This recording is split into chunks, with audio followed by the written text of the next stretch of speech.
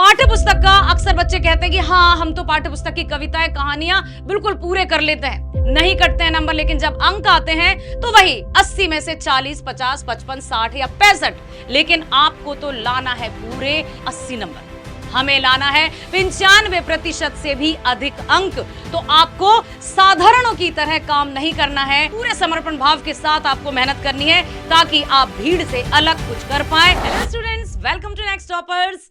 हम देश का भविष्य बनाते हैं। मैं लाली वर्मा, आपकी हिंदी अध्यापिका, और आप सभी से अब आशा भी करती हूं, उम्मीद भी करती हूं और एक बात भी कहना चाहूंगी कि अब वो समय गया कि हम थोड़ा सा समय यहां कर लें, थोड़ा सा ये देख लें, वो देख लें। नहीं, अब आपको सिर्फ और सिर्फ पढ़ाई पर ध्यान देना है। ठीक है, पूरा का पूरा फोकस्ड आपको स्टडी पर लगाना है। बात करूं मैं हिंदी की, अधिकतर हम देखते हैं कि हिंदी में 60, 70, 50, 60, 70 ऐसे अंक तो प्राप्त कर लेते हैं, लेकिन आपको लाना है 95% अंक, और आप ला सकते हैं। लेकिन एक बात को आपको समझना होगा, अच्छे से सुनना होगा कि हम कौन से खंड को या कौन सा जो पोर्शन है उसको कितना समय दें ताकि हमें अच्छे अंक प्राप्त हो सके।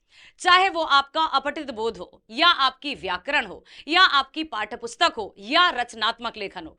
अब कितने अंक का क्या आ रहा है हम देख लेते हैं अंक भार, उसी के आधार पर हम करेंगे अब तैयारी और अपने आप में सुधार। देखो, खंड अपना का है पहला, वो है अपठित अंश, जिसके अंतर्गत आने वाला है 14 नंबर। ठीक है, तो सोचो बेटा कि यदि आप अनसीन पैसेज या अपठित अंश में 14 नंबर ले आओगे, और जबकि उसके उत्तर सब यही हैं, आपका प्रश्न पत्र होगा ना आपके सामने, उसी में उसके उत्तर भी हैं।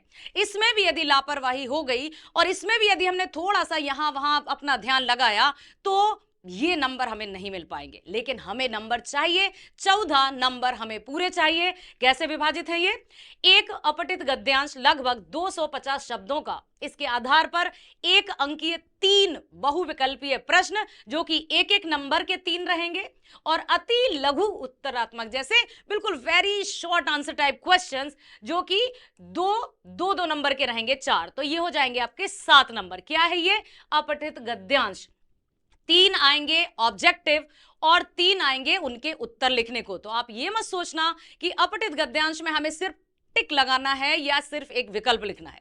आपको उसमें भी 3 जो पहले प्रश्न रहेंगे वो रहेंगे आपको कि एक का, खा, गा या घा चुनना है, और उसमें भी सिर्फ का लिखकर नहीं आना है या खा लिखकर नहीं आना है। का के सामने जो भी शब्द या वाक्य लिखा होगा उसको भी पूरा लिखना है, क्योंकि ये नियम कहता है कि आपको पूरा जो भी उत्तर है उसको लिखकर आना है। अकेला का, खा, गा या घा लिखकर आएंगे तो आपको अंक प्राप्त नहीं होंगे। फिर हम चलें छोटे छोटे जो लघु उत्तरीय प्रश्न है, उनमें आपको 2 प्रश्न आने वाले हैं और 2-2 नंबर के रहेंगे। तो उसमें आपको बहुत अच्छे से उत्तर लिखना है, वो भी अपठित गद्यांश से ही। तो ये 7 नंबर तो पक्के हैं आपके। यदि हम चलें इसी पहले प्रश्न के बाकी तरफ, तो एक अपठित काव्यांश जो कि लगभग 120 शब्दों का है, और इसके आधार पर एक अंकीय 3 बहुविकल्पीय प्रश्न जैसे कि अपठित गद्यांश में थे, ठीक वैसे ही आपके बहुविकल्पीय प्रश्न हैं अपठित काव्यांश में। ठीक है, और उसके साथ ही अति लघुत्तरात्मक एवं लघुत्तरात्मक प्रश्न भी है जो 2-2 नंबर के 2 प्रश्न हैं। यहां भी आपके हो गए 7 नंबर। तो सोचो आप कि जब आपके अपठित गद्यांश और अपठित काव्यांश पूरे के पूरे आप सही कर लोगे तो आपके हाथ में 14 नंबर पक्के। इस तरह से आपको बहुत बेहतरीन तरीके से सुनना है, समझना है, और जो रीडिंग टाइम मिलेगा उसमें अच्छे से इनको पढ़िएगा। एक बार में नहीं, आपको उसको कम से कम इतनी स्पीड रखनी होगी अपनी रीडिंग की कि आप कम से कम उसको 2 और 3 बार उसको रीड कर लें, तब जाकर आपको समझ में आएगा और आप सही विकल्प उसके भी चुन पाएंगे और उनके सही उत्तर लिख पाएंगे। अब हम चलते हैं व्यावहारिक व्याकरण की तरफ, जो कि आने वाली है 16 नंबर की। अब व्याकरण में 16 नंबर है, तो व्याकरण के 16 नंबर कैसे आप प्राप्त करें? पहला जो प्रश्न है, मान लीजिए रचना के आधार पर, तो उसमें आपको 5 में से 4 प्रश्न हल करना है। ABCDE जैसे आते हैं ना, क, ख, ग, घ, इंगा, तो आपको उन 5 में से करना है 4 जो आपको बेस्ट एकदम 1000% सही आ रहे हैं ना। एक छोड़ दो जिसमें आपको डाउट है, कि 4 नंबर यहां पर पक्के। अब हम चलें वाच्य की तरफ, अगले प्रश्न की ओर, तो उसमें से भी आपको 5 में से 4 ही करना है। तो यहां पर भी आपको पूरे 4 नंबर मिल जाएंगे। बात करें यदि हम पद परिचय की, पद परिचय में बहुत डाउट्स रहते हैं। मैं बता देती हूं, यदि आप प्रैक्टिस नहीं करेंगे तो सॉल्व नहीं कर पाएंगे। प्रैक्टिस करना है, करना है, करना है, डरना नहीं है। प्रैक्टिस करो, प्रैक्टिस करो, प्रैक्टिस करो, वही आपका रिजल्ट सुधारेगी। आपको अभ्यास करने की बहुत आवश्यकता है। एक भी मिनट, एक भी पल अब आप व्यर्थ नहीं गवाएंगे। यहां वहां चैटिंग में ध्यान नहीं लगाएंगे, पूरा का पूरा फोकस यहां, क्योंकि अब हमारे पास समय बहुत कम है, लेकिन इतना भी कम नहीं कि हम अपनी तैयारी ना कर पाए। यदि हम बात करें अलंकार की, तो यहां पर भी आपको 5 में से 4 प्रश्न करना है। यार इतनी अच्छी फ्लेक्सिबिलिटी देकर रखी है बच्चों आपके लिए कि आप उसका अच्छे से पढ़िए, सदुपयोग करिए। व्याकरण में पूरे के पूरे 16 नंबर आपको मिलेंगे। आगे चलते हैं हम। काव्य खंड पाठ्य पुस्तक और जो हमारी पूरक पाठ्य पुस्तिकाएं हैं उनमें भी 2 रहते हैं ना खंड, एक रहता है काव्य खंड, दूसरा रहता है गद्य खंड।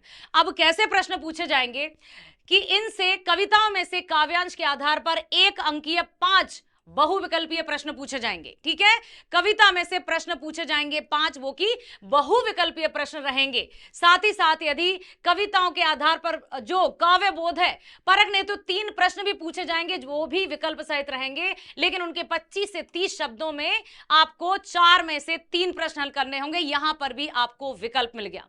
पाठ्य पुस्तक का अक्सर बच्चे कहते हैं कि हाँ हम तो पाठ्य पुस्तक की कविताएं, कहानियां बिल्कुल पूरे कर लेते हैं, नहीं कटते हैं नंबर, लेकिन जब अंक आते हैं तो वही 80 में से 40, 50, 55, 60 या 65, लेकिन आपको तो लाना है पूरे 80 नंबर।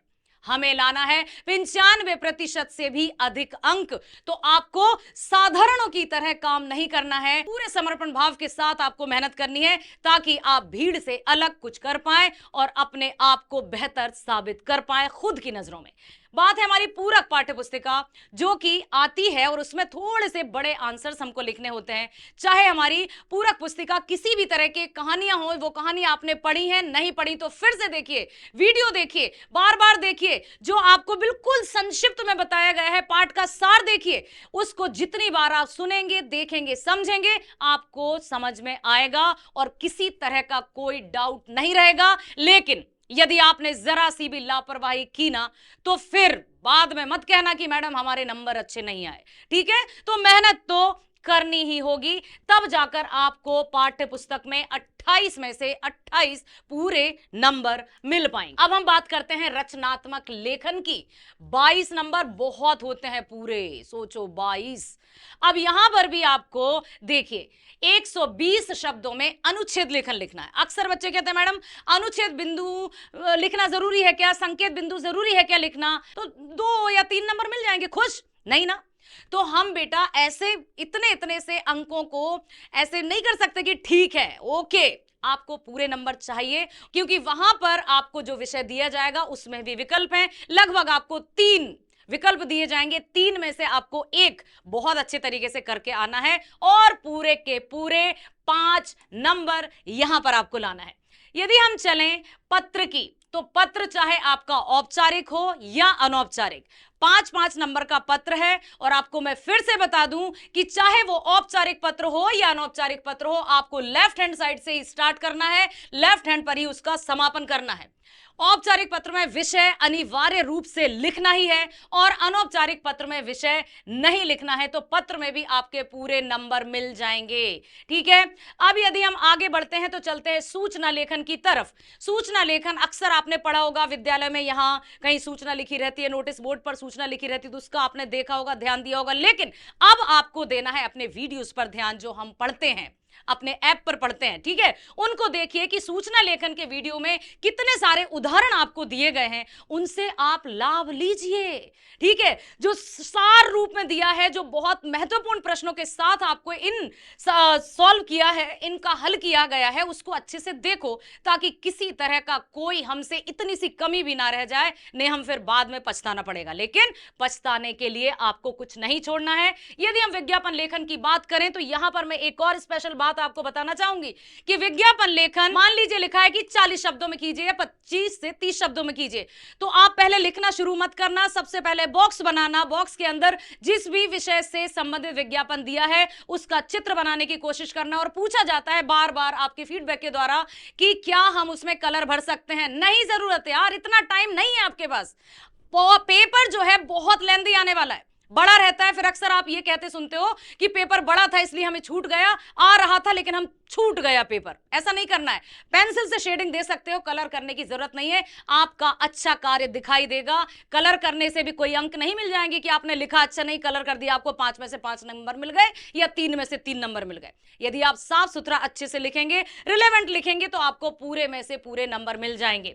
यदि हम बात करें ईमेल लेखन की या लघु कथा लेखन की, तो यहां पर भी आप कितने सोशल मीडिया फ्रेंडली है ना, तो इसमें आपको अपने आप को और परखना है और अभ्यास करना है। पाठ्य पुस्तक से, वीडियो से जितना भी आपको अभ्यास करना है, अपने आप को बिल्कुल कहीं भी अब रोकना नहीं है, बिल्कुल अभ्यास करते जाना है, कहीं इतनी सी कमी नहीं छोड़ना है। 22 नंबर आपके। तो अब कैसे करें, क्या करें, तो सुनिए। जो आपके सामने वीडियो आ रहा है उसमें दिया है ना कि सबसे महत्वपूर्ण प्रश्न, मोस्ट इंपोर्टेंट क्वेश्चंस हैं, पीवाईक्यूज है, जिसके अंतर्गत हमने आपको बताया है कि इस पार्ट से कौन कौन से प्रश्न आ सकते हैं। उनको देखिए, उनको आप देखेंगे तो आपको देखना, जब आपके सामने प्रश्न पत्र होगा ना, आप स्वयं चौंक जाएंगे कि सच ही तो कहा था। हाँ, ऐसे ही प्रश्न है, यही प्रश्न है जो समझाए गए थे, जो वीडियो आया था उसी में ये प्रश्न थे। तो इस तरह से आपको अभ्यास करना ही है, पीवाईक्यू सॉल्व करना है, previous year questions paper solve करना है, और खास तौर से जो 3 घंटे का समय आपको मिल रहा है परीक्षाओं में, उस हिसाब से अपने आप को टाइमर के अकॉर्डिंग सेट करिए। क्या आप अपना सैंपल पेपर उस 3 घंटे के भीतर भीतर पूरा सॉल्व कर रहे हैं, बिना अपने आप से चीटिंग किए?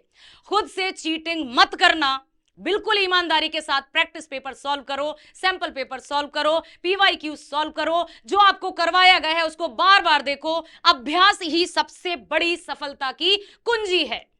तो यहां पर मैं बताऊं कि जो वीडियो में आपको सुझाव दिए गए हैं उनको फिर से देखो कि हमने क्या बताया है, ठीक है? तो उस हिसाब से यदि आप बिल्कुल हमारे अनुसार या जो आपको बताया जा रहा है उसको ध्यान से सुनकर पढ़ रहे हैं और समझ रहे हैं, तो बेटा डेफिनेटली आप ना केवल 95% बल्कि आप 99 और 100% अंक भी प्राप्त कर सकते हैं। बाकी हमारी शुभकामनाएं, और ये सब मटेरियल तो आपके साथ है ही, तो आपको बने रहना है हमारे साथ और इसी तरह से पढ़ाई करना है, ताकि किसी भी तरह से आपको परीक्षा परिणामों के बाद पछतावा ना हो, क्योंकि आपको बनना है विजेता और आप वो करके दिखाएंगे। All the best.